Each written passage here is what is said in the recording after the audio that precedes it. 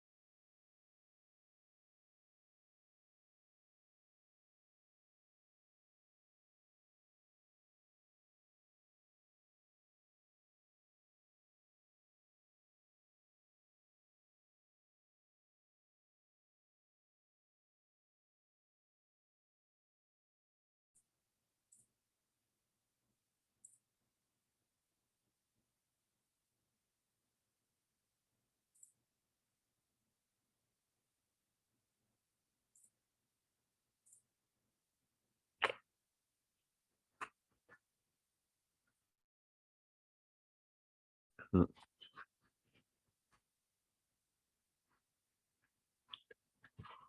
Bueno, vamos a retomar, ¿no? Y habíamos visto, ¿no? Que el abogado empresarial o el abogado corporativo no tiene que ver con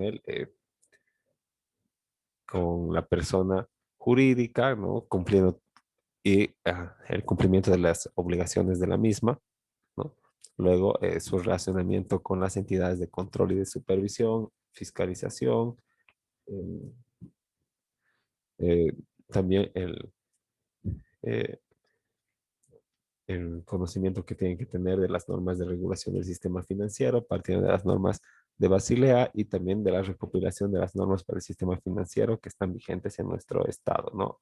Que es el conjunto de normas específicas de carácter obligatorio encargadas de regular aspectos determinados del sistema financiero, como procedimientos, protección al consumidor financiero, derechos del consumidor financiero, coma, etcétera, ¿no?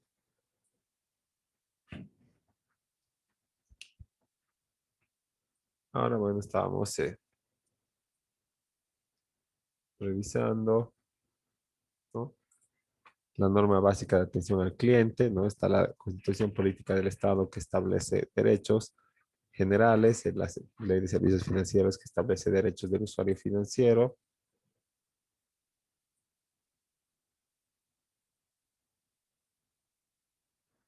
la Ley General eh, de los Derechos del Usuario Financiero y la Ley contra el Racismo, ¿no? Todas las que se tienen que respetar a efecto de brindar una atención de calidad y de calidez a los usuarios financieros o de las entidades de intermediación financiera.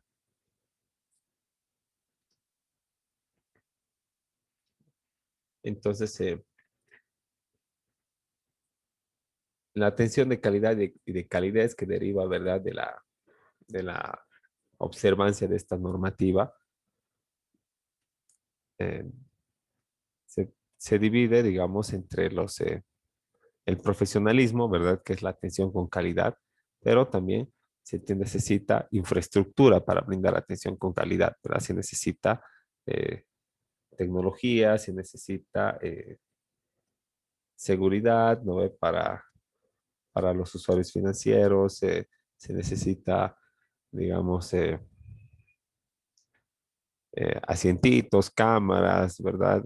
Computadoras. Entonces, no se puede intentar ofrecer una atención de calidad sin, sin los recursos, ¿verdad? Sí, sí hace referencia al profesionalismo de las personas o de los usuarios, perdón, o de los funcionarios, pero también hace referencia a los recursos eh, de infraestructura y técnicos para poder prestar esa atención de calidad y de calidez. Y la atención de calidez, que es ya digamos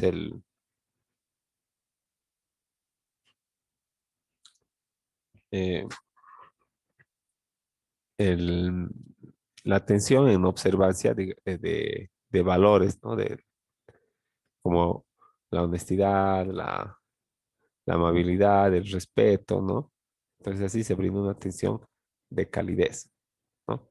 Ya no tiene que ver con los recursos, no tiene que ver mucho con el profesionalismo, sino eh, con con la moral, con la educación de una persona, ¿no? Y también están los derechos del usuario financiero que nos establece nuestra ley,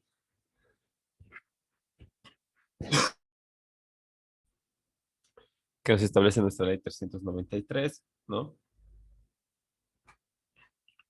Recibir educación financiera. Y bueno, para eso son las propagandas, ¿no? De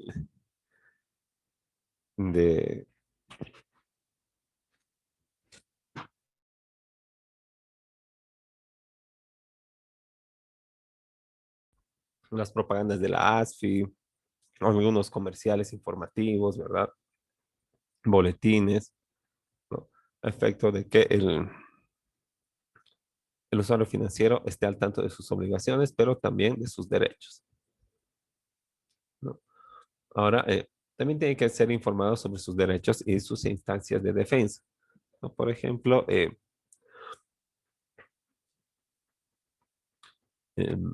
en este caso de la pandemia, ¿verdad? Uno tenía derecho de acogerse al diferimiento, ¿no? Pero el banco tiene que informarnos, ¿verdad? Si nosotros tenemos el derecho de ser informados, ¿quién nos va a informar? ¿Quién tiene la obligación de informarnos? Pues es la entidad de intermediación financiera, ¿verdad? Y si tenemos el derecho de recibir educación financiera, ¿quién nos va a brindar esta educación? ¿Quién va a optimizar o va a cumplir con este nuestro derecho? Luego, ser informados sobre sus derechos e instancias de defensa, ¿no? Eh, por ejemplo, el derecho a cancelar el préstamo antes del plazo determinado en el contrato, ¿no? Y también las instancias de defensa cuando, por ejemplo, alguna resolución, ya sea de la ASFI o de la entidad de intermediación financiera, eh, no condiga con mis intereses, ¿no? Entonces, ahí puedo aplicar algunas instancias de defensa como son el recurso de reposición, el recurso de alzada, el recurso jerárquico, que están librados para la vía administrativa. Y si nos vamos a dirigir ante la ASFI, pues indudablemente estamos en vía administrativa. Pero eh, no quiere decir que no pueda operarse también la vía judicial, ¿no?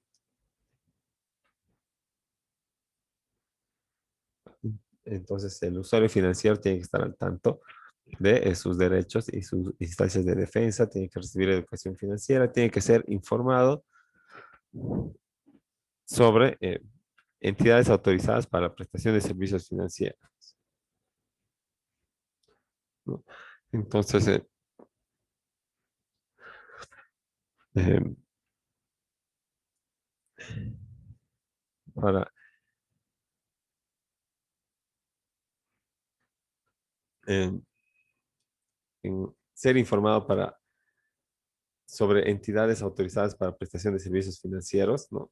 Eso ya es tarea de la ASFI, ¿no? Que podría proporcionar una lista de cuáles son las entidades autorizadas por esta entidad a efecto de ejercer la actividad de intermediación financiera. También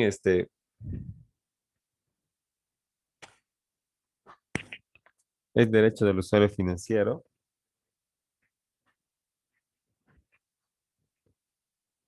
en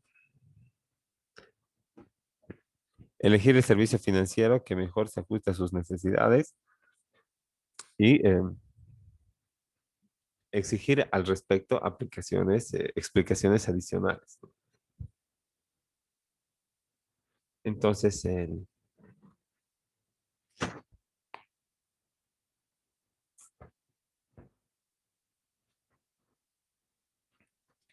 esta elección del servicio financiero, ¿no? La hace el usuario financiero en relación a su capacidad, digamos, de ahorro, o a su capacidad de pago en el caso de las operaciones eh, pasivas o activas respectivamente, ¿no?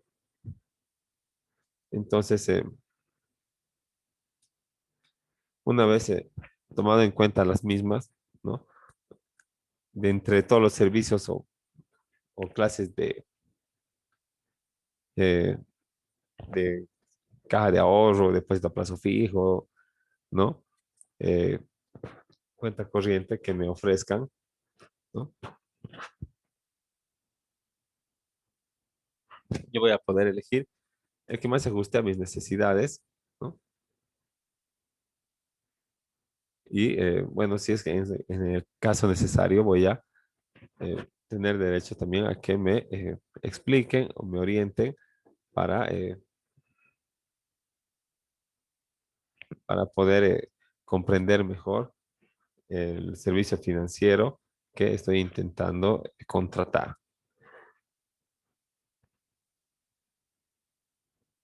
También es derecho del usuario financiero acceder a los servicios financieros ofrecidos por las entidades financieras según los contratos suscritos, eh, según la información, oferta o publicidad difundida, ¿no? Entonces, también es un derecho del usuario financiero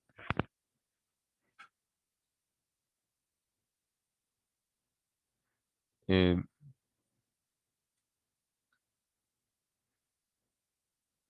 acceder o, sí, es el derecho del usuario financiero acceder a los servicios financieros según los contratos suscritos, ¿verdad? Entonces, ya habíamos visto que los contratos tienen una característica de masividad, ¿no? Una característica de adhesión, ¿no? Y eh, estos contratos se realizan para cada tipo de operación que presta la entidad de intermediación financiera. Entonces, tengo eh, derecho, ¿verdad?, a acceder a estos servicios y una vez cumplir los requisitos, a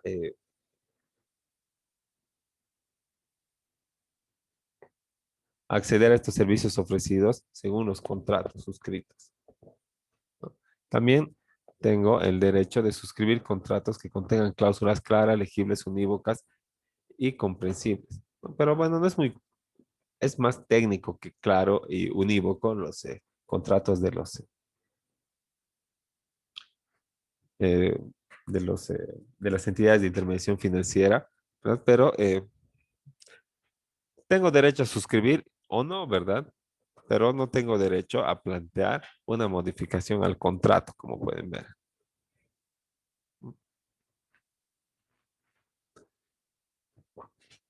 Y también es derecho del usuario financiero eh, obtener un trato de acuerdo a la ley 807 de identidad de género de 21 de mayo de 2016, ¿no? Entonces, en mérito a ello, si antes era Eric y llegó mi carnet de Erika, entonces tendrán que decirme señora Erika Pase, ¿no?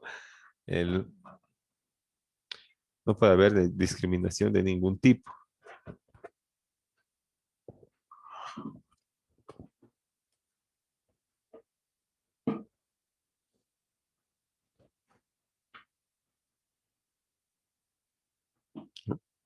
Ahora, bueno, vamos a hablar la siguiente lección de, digamos, de,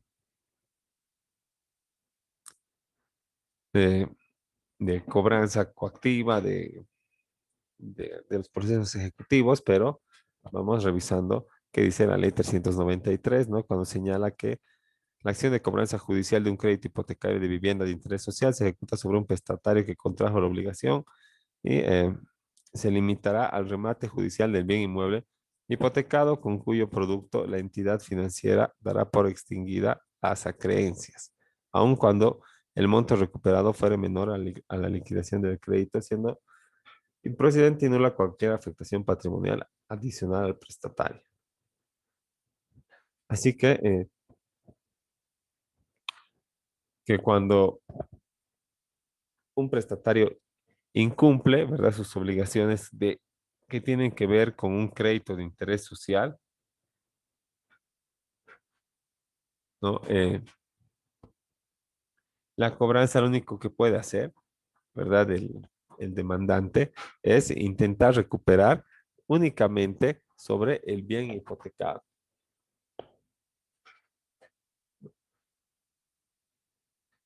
Y el-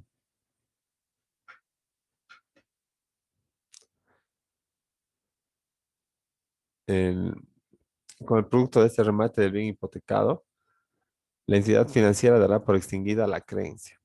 Así que ya no va a tener más eh, deudas, ¿no? O ya no tendría más deudas de acuerdo al límite de cobranza para créditos de vivienda de interés social. Entonces, lo que se intenta es no afectar el patrimonio, ¿no? Total, así que eh,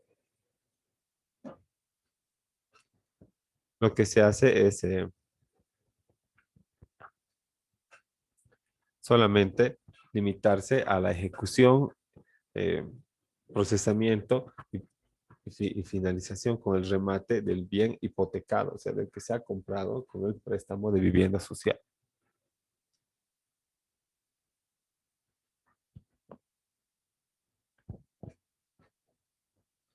Ahora, el banco, ¿no?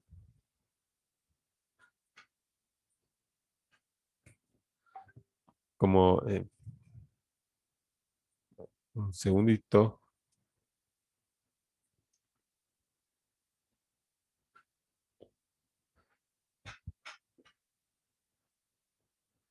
el banco, ¿verdad? Eh, Cuando un prestatario no pague, ¿no? Va a proceder al remate o adjudicación. Y cuando un mueble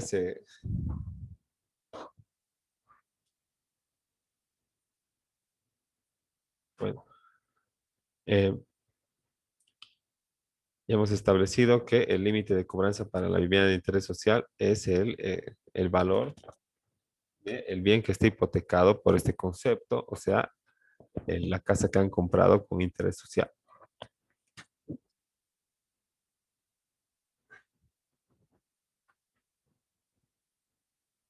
Ahora, si el caso es que el banco se adjudica, ¿verdad?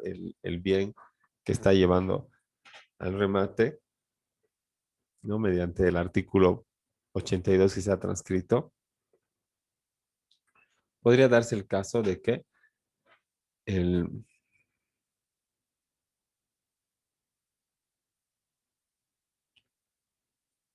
eh,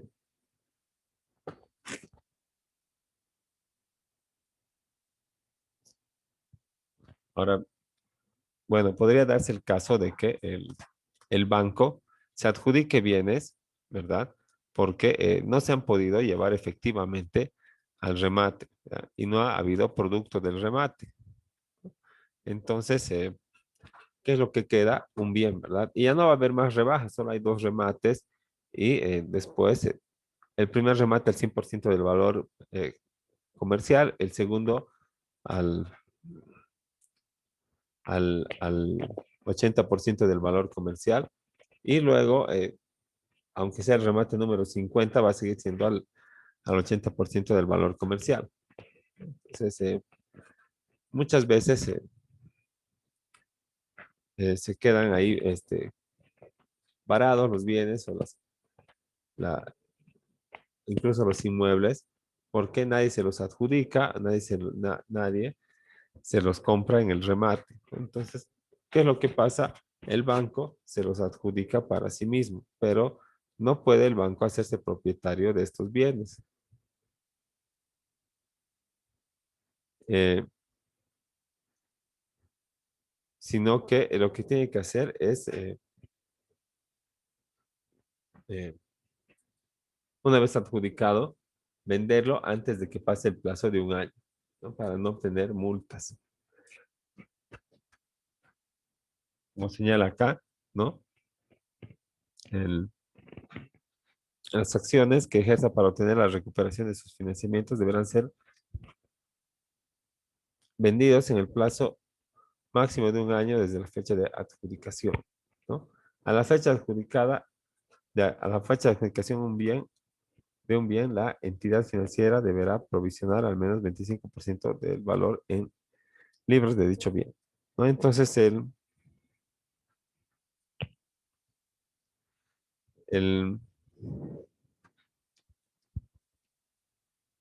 plazo máximo para vender los bienes adjudicados es solo de un año. Y si no, existe pues este, una multa, ¿no? Como señala acá, ¿verdad? Si no, si la respectiva venta no se realiza dentro del plazo mencionado, se debe efectuar las siguientes provisiones, ¿no? 50% del valor en libro del bien una vez finalizado el plazo de un año, ¿no? El 100% del valor del bien antes de finalizar el segundo año desde la fecha de adjudicación.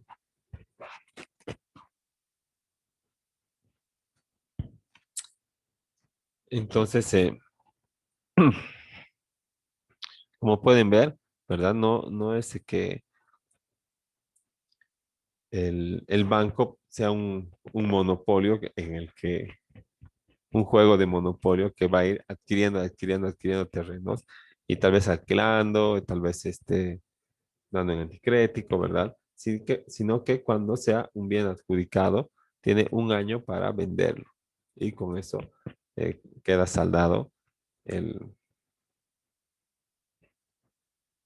bueno, con eso, digamos, como ya se adjudicó, ya no, eh, ya no hay más reclamo, no hay más posibilidad de reclamo en contrario acerca de ese crédito.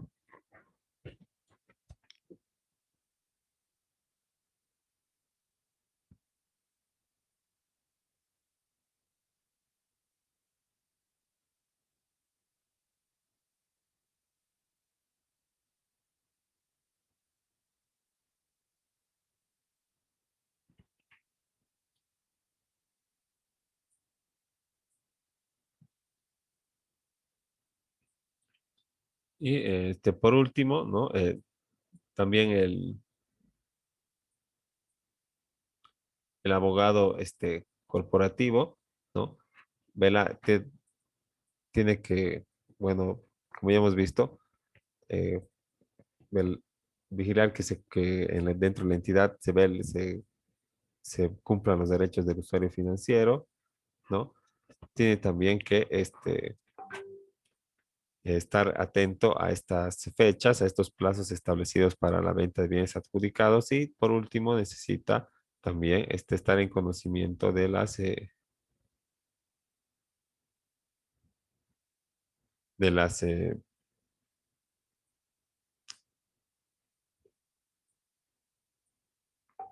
el conocimiento de las normas de conducta para que se dé un mejor trato de calidad y de calidez al usuario financiero, ¿no? Entonces, dentro de estas normas de conducta, eh, el trato preferente a los adultos mayores, por ejemplo, la presentación de reclamos a través de página web y una oficina de atención al consumidor financiero. Eso para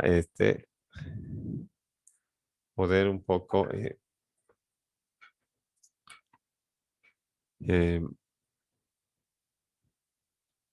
eh, cumplir con lo que es la normativa, ¿verdad? De trato preferente y además también otorgar un trato de mayor calidez, ¿verdad? Y como hemos dicho, la calidad también pasa por la infraestructura que se tenga en las entidades de intermediación financiera, ¿no? El uso de la tecnología, los asientitos y todo lo demás, ¿no? Entonces, existe vastas tareas que tiene que cumplir el asesor o aquella persona que pretenda ocupar el puesto del abogado empresarial, ¿no? Tiene que estar en conocimiento de los derechos del usuario financiero, ¿no? Del código de conducta, de cómo, de la atención efectiva a los usuarios, ¿no? De los límites para las adjudicaciones, ¿no? Los tratamientos de todo lo que entra a formar el patrimonio de la entidad y también de otras autoridades de control y supervisión, ¿no? A las que se les debe toda la información que requieran. Entonces,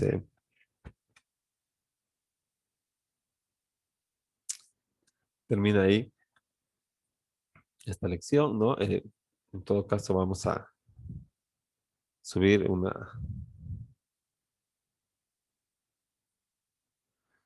pequeña tarea aquí para poder ya también que no nos pise el tiempo para realizar los trabajos a efecto eh,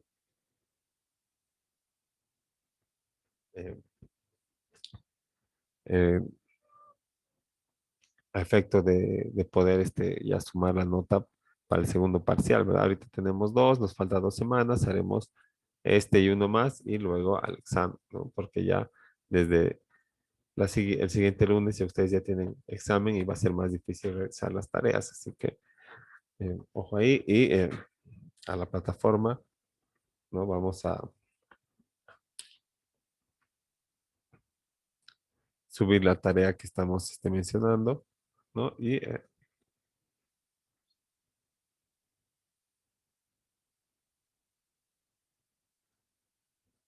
bueno, vamos a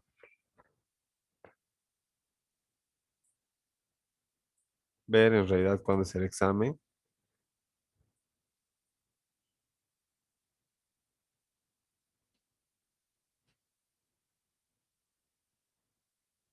y para eso vamos a abrir el rol de exámenes desde aquí nomás ya. Estaríamos aquí el 11 de junio, entonces de este viernes, 2 viernes más, ¿no? Por lo que podemos terminar de avanzar esto, eh, hacer por lo menos un trabajo más y,